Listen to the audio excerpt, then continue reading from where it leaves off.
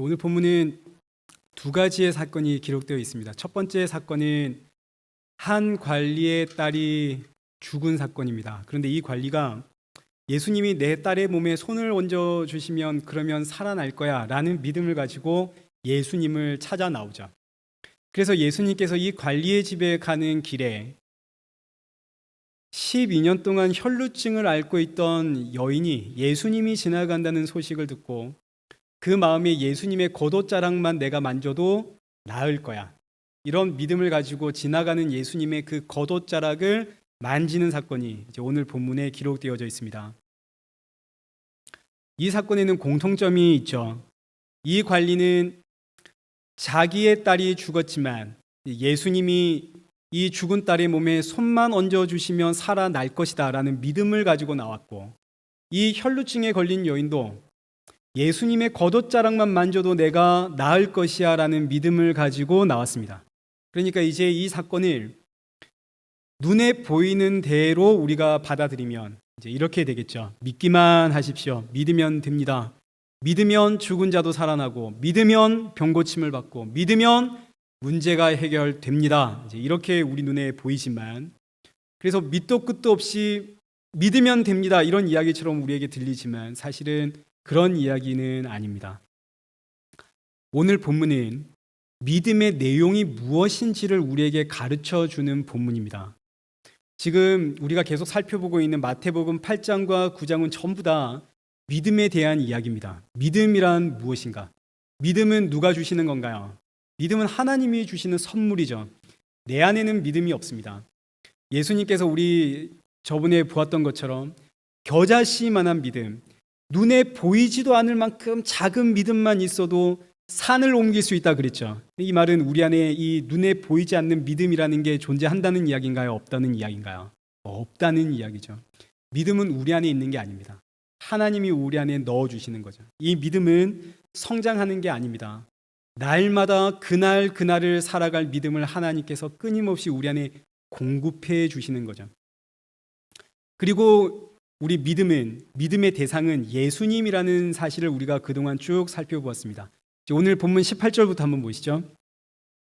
예수께서 이 말씀을 하실 때에, 예수님께서 어떤 말씀을 하고 있을 때 한 관리가 예수님을 찾아왔다는 이야기입니다. 그러면 이제 예수님이 어떤 말씀을 하셨는지를 우리가 찾아가 봐야겠죠. 위로 올라가야 됩니다. 14절. 그때 요한의 제자들이 예수께 나와 이르되 우리와 바리새인들은 금식하는데 어찌하여 당신의 제자들은 금식하지 않습니까? 금식 논쟁이 일어났습니다. 그래서 예수님께서 금식이 무엇인지를 이들에게 말씀할 때에 한 관리가 찾아왔다는 겁니다. 근데 이 14절을 보니까 여기서도 또 그때에 이렇게 돼 있죠. 그러니 또 위로 거슬러 올라가 봐야 됩니다. 이게 다 연결되어 있는 한 사건이라는 걸 우리에게 이야기를 하는 거죠. 또 위로 올라가 보면 이제 10절. 예수께서 마태의 집에 앉아 음식을 잡수실 때에 많은 세리와 죄인들이 와서 예수와 그의 제자들과 함께 앉았더니 바리새인들이 보고 그의 제자들에게 이르되 어찌하여 너희 선생은 세리와 죄인들과 함께 잡수시느냐. 그러니까 오늘 본문은 여기서부터 시작된 사건입니다. 지금 예수님께서 세리와 죄인들과 함께 먹고 마시니까 바리새인들이 와서 흉을 보는 거죠. 왜 당신은 죄인들과 함께 먹습니까? 이때 예수님의 대답이 13절, 우리 그동안 쭉 살펴본 내용들입니다. 너희는 가서 내가 긍휼을 원하고 제사를 원하지 아니하노라 하신 뜻이 무엇인지 배워라. 하나님은 제사를 원하는 것이 아니라 긍휼을 원하십니다. 하나님께서 우리에게 제사를 주신 이유와 목적은 하나님의 긍휼을 알아라고입니다. 긍휼을 알아라고 우리에게 제사를 주셨죠. 그럼 하나님의 긍휼은 뭔가요? 헤세드, 하나님의 사랑이 하나님의 긍휼입니다. 그럼 하나님의 사랑은 무엇인가요? 하나님의 사랑은 예수 그리스도죠. 그래서 하나님은 제사 그 자체를 원하는 것이 아니라 이 제사를 통해서 누구 알기를 원하시나요? 예수님 알기를 원하시는 거죠.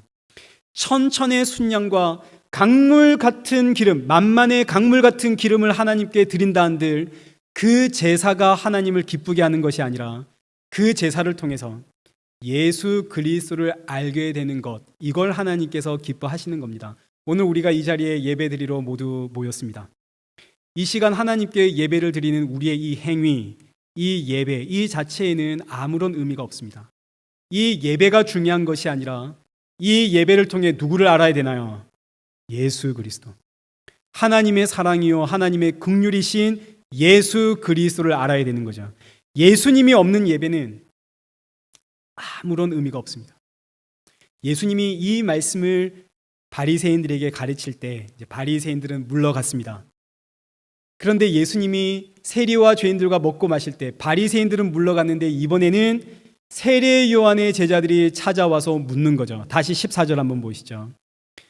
아니 우리와 바리새인들은 금식하는데 왜 당신의 제자들은 금식하지 않습니까? 이때 예수님께서 주신 대답이 새 포도주는 새 부대에 담아야 하느니라. 이 말씀을 통해서 우리 지난주에 참된 금식은 흉악의 결박을 푸는 것, 죄라고 하는 그 결박을 푸는 것이 참된 금식이다 하는 걸 배웠습니다. 흉악의 결박, 이 죄의 결박을 풀기 위해 이 땅에 오신 메시아 예수 그리스도, 예수님이 바로 참된 금식이다 하는 거 우리 지난주에 다 살펴보았죠. 자, 그리고 나서 이어지는 사건이 이제 오늘 본문입니다.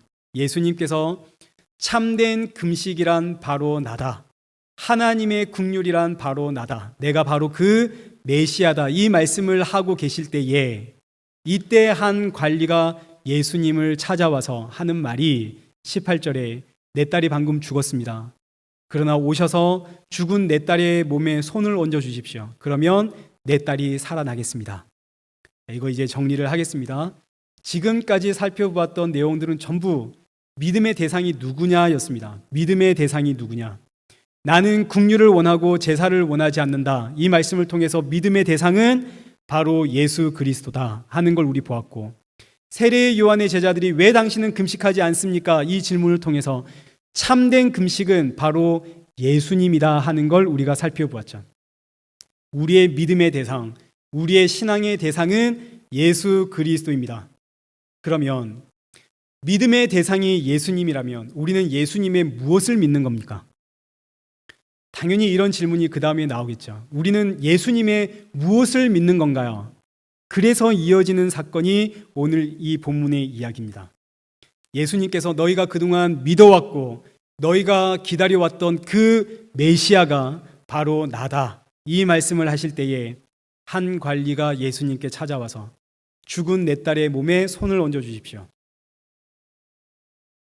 그럼 이제 일단 이 관리가 누구냐 하는 것부터 우리가 찾아가 봐야 됩니다. 그래야 이 본문의 실마리를 우리가 알 수 있습니다. 마태복음 5장 22절을 한번 보시죠. 오늘 본문과 똑같은 사건이 기록되어져 있는데 이 마가복음에서는 이 관리의 정체가 누군지 이게 기록되어 있습니다. 22절. 회당장 중에 하나인 야이로라 하는 이가 와서 예수를 보고 발 아래 엎드려. 그러니까 마태복음에 기록되어 있는 한 관리는 바로 회당장 야이로입니다. 회당장은 회당에서 율법을 가르치는 제사장을 의미합니다. 레위 지파 제사장, 오늘식으로 하면 목사죠. 누구보다 율법을 잘 아는 이 제사장 회당장이 예수님께 나와서 죽은 우리 딸의 몸에 손을 얹어 달라고 지금 요청을 하고 있는 사건입니다. 우리는 지금 이 사건이 유대인의 율법을 우리는 잘 모르니까 이게 별거 아닌 것처럼 느껴지지만 지금 이 회당장의 요구는 말도 안 되는 이야기입니다. 유대인으로서는 해선 안 될 소리를 지금 이 제사장이 하고 있는 거죠. 이건 지금 욕을 하는 것과 똑같고 이건 저주하는 것과 똑같은 이야기입니다. 우리 민수기 19장 11절을 한번 보시죠. 사람의 시체를 만진 자는 이래 동안 어떻게 된다고요? 부정하리니. 16절. 누구든지 들에서 칼에 죽은 자나 시체나 사람의 뼈나 무덤을 만졌으면 이래 동안 어떻게 된다고요? 부정하리니. 율법에 의하면 죽은 자를 만지든 시체를 만지든 뼈를 만지든 심지어 죽은 자가 묻혀있는 그 무덤에 접촉이 되었다 한들 다 부정한 자가 되어집니다. 죽은 자를 만지면 왜 부정한 자가 되나요? 그 이유는 죽음은 무엇의 값인가요? 죄의 값이죠. 죄 때문에 죽습니다. 그러니 죽은 자를 만졌다는 말은 뭘 만졌다는 뜻인가요? 죄를 만졌다는 뜻입니다. 그래서 부정하다는 이야기죠. 이렇게 부정해진 자는, 죄를 만진 자는 13절에 기록되어 있는 것처럼 누구든지 죽은 사람의 시체를 만지고 자신을 정결하게 하지 아니하면, 빨리 정결 의식을 행하지 않으면 어떻게 된다고요? 이스라엘에서 끊어지리라. 부정한 자를 만지면, 죽은 자를 만지면, 까딱 잘못하면 누가 죽는 건가요? 내가 죽는 겁니다. 그래서 사람이 죽으면 유대인들은 자기 가족이 아니면 시체와 접촉하지 않습니다. 절대로 시체를 만지지 않죠. 또 죽은 자의 가족들도 이 시체를 누군가에게 부탁하지 않습니다. 시체에 손을 댄다는 말은 내 목숨을 걸어야 한다는 이야기입니다. 까딱하다간 내가 죽습니다. 그러니 이 시체에 손을 얹어 주십시오라는 말은 너 죽어라 이런 이야기입니다. 이건 욕이요 저주가 되는 거죠. 이 율법을 누구보다 잘 아는 율법 선생, 회당장, 제사장이 예수님께 나와서는 오늘 본문 18절, 내 딸이 방금 죽었습니다. 오셔서 죽은 내 딸의 몸에 손을 얹어 주십시오. 그러면 내 딸이 살아나겠습니다. 이게 지금 무슨 이야기인가요? 지금 이 회당장은 예수 그리스도가 누구신지를 정확하게 이해를 했다는 이야기입니다. 성경의 비밀을 깨달았다는 이야기고, 율법을 통해서 메시아의 역할이 무엇인지, 그리고 그 메시아가 누구신지를 확실하게 알았다라는 이야기입니다. 메시아란 기름 부음 받은 자, 기름 부음 받은 어린 양을 메시아라고 합니다. 그러면 하나님 앞에 제사를 드릴 때 이 기름 부음 받은 어린 양이 하는 역할이 있습니다. 무슨 역할을 하나요? 기름 부음을 받은 이 어린 양은 이스라엘 온 백성들의 죄를 이 어린 양이 짊어지고 죽는 것이 이 기름 부음 받은 어린 양의 역할이죠. 이게 메시아의 역할입니다. 지금 회당장은 이 기름 부음 받은 어린 양, 이 메시아가 누군지, 그리고 그 역할이 무엇인지를 정확하게 이해를 했다는 거죠. 그래서 예수님께 나아가서 예수님 오셔서 죽은 내 딸의 몸에 손을 얹어 주십시오. 예수님이 죽은 딸의 몸에 손을 옮기면 예수님 어떻게 되는 건가요? 부정해지는 거죠. 예수님이 죽는 이야기입니다. 그런데 이 회당장이 예수님께 내 딸의 몸에 손을 얹어 주십시오. 이 말은 예수님 빨리 오셔서 내 딸의 부정함을 가져가 주십시오. 내 딸의 죄를 가져가 주십시오. 내 딸의 이 죽음을 가져가 주십시오. 그러면 내 딸이 삽니다. 그러면 내 딸이 구원을 받습니다. 이 이야기입니다. 놀라운 이야기인 거죠. 두 번째 사건은 똑같은 사건이 기록되어져 있는데, 예수님께서 회당장의 집에 이제 가실 때에 12해 혈루증 앓은 여인이 등장을 하게 되어집니다. 같은 이야기입니다. 20절과 21절 한번 보시죠. 이 여인이 예수님의 그 겉옷자락만 만져도 내가 구원을 받겠다라는 믿음으로 예수님이 지나가실 때 예수님의 그 겉옷자락을 잡습니다. 이 여인은 12년 동안 혈루증을 앓았습니다. 혈루증은 다른 말로 유출병이라고도 합니다. 피가 흘러내리는 병이죠. 레위기 15장 2절부터 한번 보십시오. 누구든지 그의 몸에 유출병이 있으면 그 유출병으로 말미암아 부정한 자라. 그의 유출병으로 말미암아 부정함이 이러하니 곧 그의 몸에서 흘러나오든지 그의 몸에서 흘러나오는 것이 막혔든지 부정한즉. 그러니까 이 유출병은 사람의 몸에서 흘러나오는 피나 고름, 혹은 흘러나오지는 않는데 사람의 몸에 피나 고름이 가득 차 있는 상태, 이런 걸 전부 다 유출병으로 이야기를 합니다. 이게 다 혈루증입니다. 이 병에 걸리면 몸에 고름이 찼든지 고름이 흘러내리든지 피가 뭉쳤든지 피가 흐르든지, 이 유출병이 있는 사람은 4절 이하에 쭉 기록되어 있는 것처럼 그가 누워 잔 침상도 부정하고, 그가 앉은 자리도 부정하고, 그가 누운 침상에 다른 누군가가 접촉하면 그 사람도 부정해지고, 그 사람이 앉은 자리에 누가 와서 앉으면 그 사람도 부정해지고. 이해되시죠? 그래서 10절에 그의 몸 아래에 닿았던 모든 것에 접촉하게 된 자는 다 부정한 자가 되어집니다. 부정한 자는 어떻게 될까요?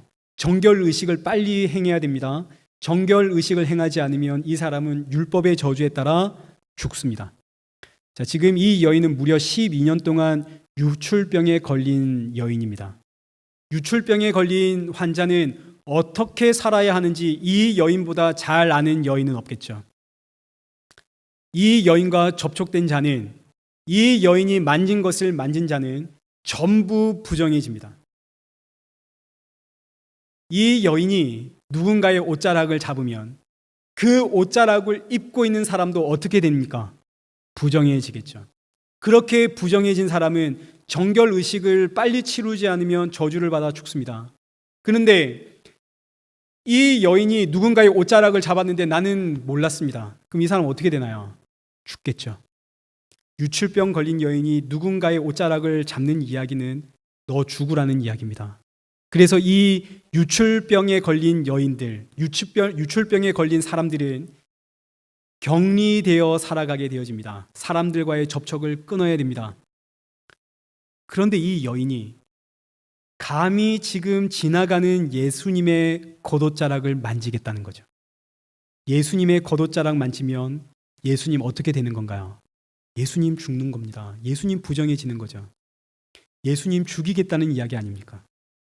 이 여인이 겉옷자락 만졌다는 사실 예수님 모르면 예수님 죽는 겁니다. 그런데 이 여인은 내가 예수님의 겉옷자락만 만지면 내가 구원을 받겠다.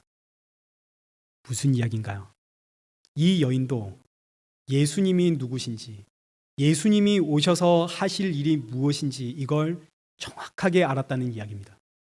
예수님, 나의 이 죽음을 가져가십시오. 예수님, 와서 내 대신 죽어 주십시오. 그럼 어떻게 된다고요? 내 병이 낫겠지가 아닙니다. 21절 보시죠. 예수님, 내 죽음 가져가십시오. 나 대신 죽으십시오. 그러면 나 어떻게 된다고요? 21절. 구원을 받으리라. 구원을 받으리라. 해당장은 18절에서 죽은 내 딸의 몸에 손을 얹어 주십시오. 그러면 내 딸 어떻게 되겠다고요? 살아나리라. 이것이 오늘 우리가 믿는 믿음의 내용입니다.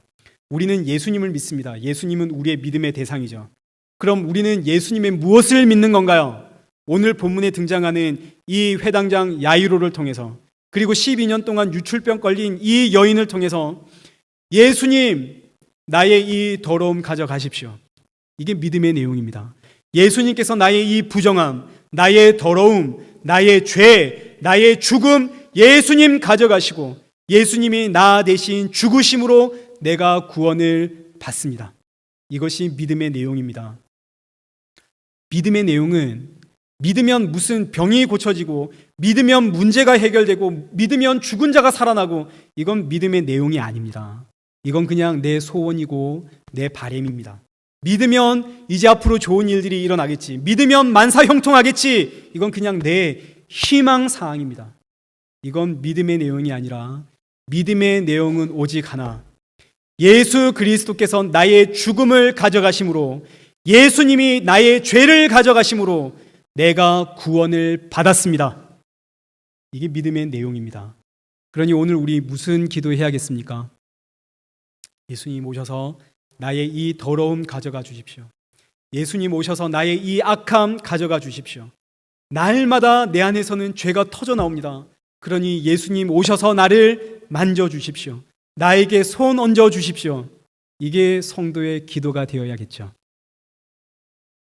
그런데 이 귀한 믿음을 예수님의 십자가로, 예수님으로 연결하지 못하고 믿기만 하면 문제가 해결된다고, 믿으면 만사 형통이라고 이어가면 이건 전부 마귀의 유혹입니다. 마귀는 예수님 바라보지를 못하게 만들죠. 히브리서 12장 2절에 믿음의 주여 온전케 하신 이 예수를 바라보자. 이 예수 그리스도를 바라보지 못하게 하는 것이 마귀 사탄의 유혹이고 세상의 미혹입니다.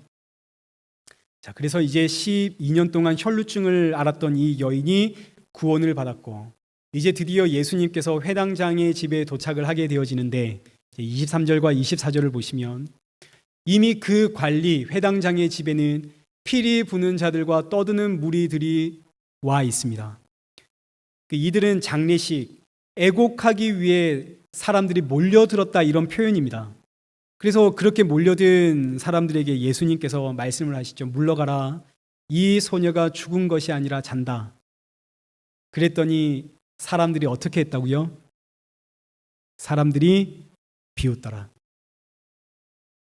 그러니까 예수님이 부활이요 생명이라는 사실, 예수님이 나의 죄를 지고 죽으심으로 내가 죄사함 받았습니다 라는 사실, 예수님이 여러분을 구원하셨습니다, 이 복음을 외치면 세상 사람들은 비웃게 되어져 있습니다. 이건 웃기는 이야기입니다. 그리고 세상 사람들은 이런 구원 원하지도 않습니다. 사람들이 원하는 구원은 이 세상에서 성공하기, 잘 먹고 잘 살기, 남부럽지 않게 살기, 건강해지기, 병이 고침을 받기, 이런 것들을 원하는 것이지 죄에서의 구원, 사람들이 비웃죠. 오늘 본문 보십시오. 예수님이 오셨는데 천지를 창조하시고 너와 나를 창조하신 그 예수님이 죽음의 현장에서 생명 주기 위해 이 땅에 오셨는데 사람들은 그 예수님 보면서 어떻게 하나요? 비웃는 거죠.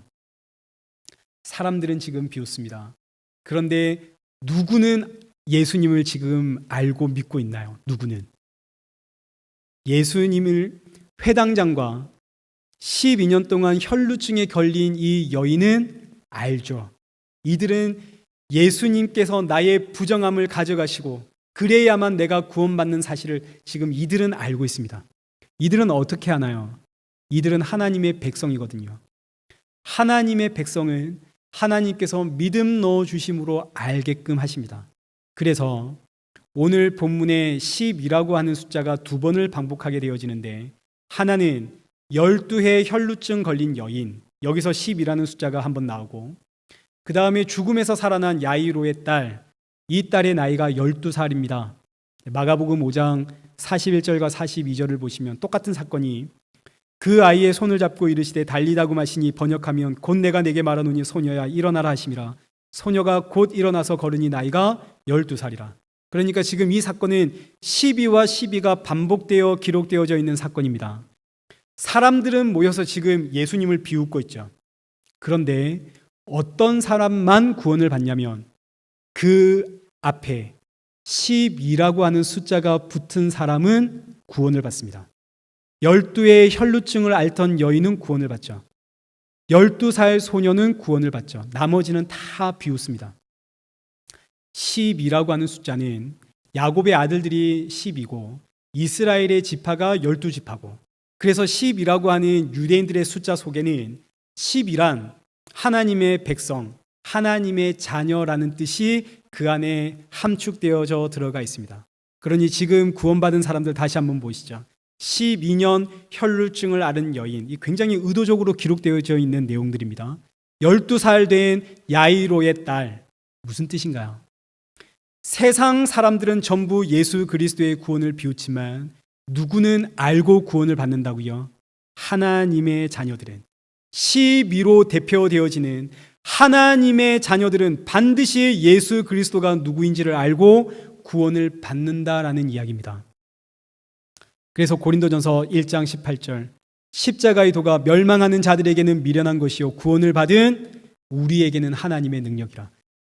구원을 받은 우리에게는, 하나님의 자녀들에게는 십자가는 하나님의 능력이 되어집니다. 23절, 우리는 십자가에 못 박힌 예수 그리스도를 전하니 유대인들에게는 거리끼는 것, 이방인들에겐 미련한 것, 그러나 오직 부르심을 받은 자들에게는, 하나님의 자녀들에게는 예수 그리스도는 하나님의 능력이요 하나님의 지혜가 되는 거죠. 그래서 오늘 본문의 결론은 믿음으로 회당장의 딸이 살았다, 믿음으로 12년 혈루증을 앓던 여인이 살았다, 이런 게 아닙니다.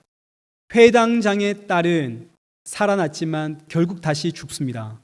이 12년 혈루증 앓은 여인도 지금은 나았지만 결국 이 여인도 다시 죽습니다. 그러니까 이 사건은 죽었냐 살았냐, 나았냐 낫지 못했냐, 이런 이야기를 하는 것이 아니라 예수님께서 우리의 부정함을 가져가심으로 오늘 우리가 구원을 받았습니다. 이 복음의 내용을, 믿음의 내용을 우리에게 가르치는 것이 오늘 본문의 결론입니다. 예수님의 옷자락만이라도 만지면 구원을 받는다는 걸 우리에게 가르쳐주는 내용입니다. 그러니 사랑하는 성도 여러분, 예수님의 옷자락 잡으십시오. 근데 여러분, 예수님의 옷자락 잡아보셨습니까? 예수님의 옷자락을 잡으려면 예수님이 내 곁에 오셔야 하는 거 아닙니까? 예수님이 내 곁에 오시든 나를 지나가시든 그래야만 예수님의 옷자락이라도 잡을 수 있는 거 아닌가요? 회당장 야이로가 아무리 예수님께 예수님 오셔서 죽은 내 딸의 몸에 손을 얹어 주십시오, 아무리 요청을 해도 예수님이 싫으면 안 되는 거 아닙니까? 예수님이 오셔야 됩니다. 그래서 성도의 구원은 내가 옷자락을 가서 붙잡고 내가 예수님을 부르고 초청하는 것이 절대 아니라 예수님이 오시는 겁니다, 나에게. 그래서 이걸 은혜라고 하는 거죠. 오직 은혜입니다. 예수님이 오시는 겁니다. 내가 주의 옷자락을 움켜쥔 것이 아니라 주께서 나를 찾아오셨기에 내가 주의 옷자락을 움켜쥘 수가 있는 것이고, 내가 움켜쥔 것이 아니라 주께서 주의 옷자락을 내 손가락에 쥐어주신 것이고, 예수님이 나를 찾아와서 내 몸에 손을 얹으신 겁니다. 언제나 항상 예수님이 나를 찾아오시는 것이지 내가 예수님 찾아가는 것이 아닙니다. 여러분, 이 한 주간 살아가시면서 언제 여러분 예수님이 나의 주인입니다 하고 살아가셨습니까? 하루에 눈 떠서 큐티할 때라든지 기도할 때는 잠깐 우리가 그 고백이 있었겠지만, 살아가면서 바쁜 일상 속에서 언제 예수님 찾으며 살아보셨습니까? 우리가 예수님 찾는 게 아닙니다. 예수님이 항상 나를 붙잡고 나를 만지고 계시는 거죠. 그래서 이 시몬 베드로의 이야기를 끝으로 오늘 말씀을 맺도록 하겠습니다. 시몬이라고 불리우는 이 베드로, 어부죠. 갈릴리에서 물고기 잡는 어부입니다. 하루는 밤새 그물질을 했는데 물고기를 한 마리도 잡지를 못했죠. 저 해변가에서 한 선생이 묻습니다. 고기가 있느냐? 아니요, 한 마리도 잡지 못했습니다. 그래, 그러면 저 깊은 데 가서 그물을 한번 던져보아라. 누가복음 5장 5절에 그 말을 들은 베드로가, 선생님, 우리들이 밤이 새도록 고기 한 마리 잡지 못했지만 말씀에 의지하여 한번 던져보겠습니다 해서 그물을 던졌더니 그물이 찢어질 만큼, 배가 가라앉을 만큼 물고기가 잡혔죠. 이때 예수님께서 베드로에게 나를 따라라, 내가 너를 사람 낚는 어부로 만들겠다. 이때부터 베드로가 예수님을 따르는데, 베드로가 예수님의 수제자가 될 만큼 정말 온 힘과 정성을 다해 예수님을 섬겼습니다. 온 힘을 다해 충성을 했고, 그의 섬김과 그의 사랑과 그의 열정은 전부 진심이었습니다. 근데 어느 날 마태복음 26장 31절, 예수님께서 십자가에 달리던 그날 밤, 예수님께서 제자들을 모아놓고 조금 있다가 너희가 나를 다 버리고 도망갈 것이다. 그러자 33절에 베드로가 모두 주를 버릴지라도 나는 결코 주를 버리지 않겠습니다. 예수님께서 베드로에게 내가 진실로 너에게 이르노니 오늘 닭이 울기 전 네가 나를 3번 부인할 것이다. 베드로가 억울해서 죽습니다. 나의 이 진심을 왜 모르십니까? 나의 이 사랑을 왜 모르십니까? 나의 이 열정을 왜 모르십니까? 그래서 베드로가 하는 말이 35절에 내가 주와 함께 죽을지언정, 예수님과 함께 십자가에 달릴지언정 저는 주를 부인하지 않겠습니다. 이 고백이 아직 입가에 맴돌 때에 예수님이 바리새인들에게 잡혀가죠. 십자가의 형에 처해집니다. 작은 요정이 베드로에게 와서 묻죠. 당신 예수의 제자 아닙니까? 이 말에 베드로가 펄쩍 뜁니다. 70절 보시죠. 나는 네가 무슨 말을 하는지 알지 못하겠노라. 이 작은 요정이 또 와서 당신 예수의 제자 맞잖아요. 베드로가 맹세하며 부인하죠. 나는 그 사람 알지 못하느니라. 이 요정이 또 따라와서 묻습니다. 당신 예수의 제자 맞잖아요. 베드로가 저주하며 맹세하며 부인하죠. 3번. 나는 그 사람을 도무지 알지 못한다. 그때 닭이 웁니다. 우리의 진심, 우리의 사랑, 우리의 열정, 우리의 헌신? 아니요. 우리의 사랑과 진심과 헌신과 열정은 다 거짓말입니다. 늘 말씀드리지만 손바닥 뒤집듯 우리의 마음은 바뀝니다. 나도 내 마음을 모르는데, 나도 내 마음을 컨트롤하지를 못하는데, 그 자리에서 떠난 베드로와 제자들, 예수님 십자가에 달리는 현장에 무서워서 가지도 못하고 소식으로만 듣죠. 예수님이 죽었다더라. 제자들 다 흩어져서 고향을 가는데 베드로와 몇몇의 제자들은 갈릴리 해변으로 가서 다시 물고기 잡기로 합니다. 요한복음 21장 3절. 시몬 베드로가 나는 물고기 잡으러 가노라. 그들이 우리도 함께 가겠다 하고 배에 올랐으나 그날 밤에 아무것도 잡지 못하더니 밤새 그물을 던졌는데 물고기 한 마리 잡지를 못했죠. 날이 밝아왔습니다. 저 해안가에서 한 사람이 걸어오며 외치죠. 물고기가 잡힙니까? 고기가 없습니다. 그럼 저 멀리 깊은 곳에 그물 한번 던져보십시오. 그래 던졌더니 그물이 찢어질 만큼 물고기가 잡히죠. 베드로의 머릿속에 누가 떠오를까요? 3년 전 바로 이 바닷가에서 나를 처음 부르셨던, 사람 낚는 어부가 되라며 나를 부르셨던 그 예수님 떠올랐겠죠. 베드로가 급히 배에서 뛰어내려 무추로 올라가니까 예수님이 베드로를 맞이하시죠. 그리고 예수님이 베드로에게 묻습니다. 요한의 아들 시몬아, 네가 나를 사랑하느냐? 과거 같으면 예, 제가 주를 사랑합니다 하고 외쳤을 베드로인데, 이제 베드로는 알죠. 자기의 그 연약함을, 자기가 얼마나 연약한 존재인지. 그래서 베드로가 대답을 하는 거죠. 내가 주를 사랑하는 줄 주께서 아십니다. 이게 여러분 무슨 뜻인가요? 내가 주를 사랑하는 줄 주께서 아십니다. 이 의미는 나는 주를 사랑하는 줄 알았습니다. 그런데 저는 또 똑같은 상황이 오면 예수님 버리고 도망갈 인생입니다. 그런데 이런 저를 누가 찾아오셨다고요? 예수님 찾아오셨군요. 내가 주를 사랑하는 줄 알았는데 내가 주를 사랑하는 것이 아니라 주께서 나를 사랑하시는군요. 이 이야기가 주께서 하십니다. 내가 주를 사랑하는 것이 아니라 주께서 저를 사랑하는 것, 저는 이제 그거 압니다. 여러분 주의 옷자락 만져보셨습니까? 아니요. 우리가 주의 옷자락 만지는 게 아닙니다. 예수님께서 언제나 늘 항상 한결같이 늘 예수님이 우리를 찾아오시는 겁니다. 내 손에 예수님의 옷자락을 쥐어주시는 겁니다. 우리는 늘 예수님을 떠납니다. 늘 나를 위해 살죠. 하루의 중심이 전부 납니다. 늘 예수님 배반하고 부인하며 살아가죠. 근데 예수님께서는 마치 베드로를 부르시듯 나를 처음 불러주신 그때 그 모습 그대로 나를 떠난 적이 없고 나를 놓은 적이 없고, 내가 주의 옷자락 붙잡은 게 아니라 주의 손이 나를 꽉 붙잡고 있는 거죠. 여러분 이 사실을 잊지 마십시오. 그 어떤 상황과 환경에서도 좌절하지 마십시오. 힘들어하지 마십시오. 아파하지 마십시오. 예수님이 나를 붙잡고 계시는 겁니다. 떠난 적이 없죠. 그 어떤 상황이라 한들 예수님이 나를 만지고 계신다면 우리는 구원받은 백성 아닙니까? 그러면 된 거 아닌가요? 이 귀하고 복된 은혜 속에서 이 고난 많은 세상 힘차게 살아가는, 위로받으며 살아가는 저와 여러분 되시길 축원합니다.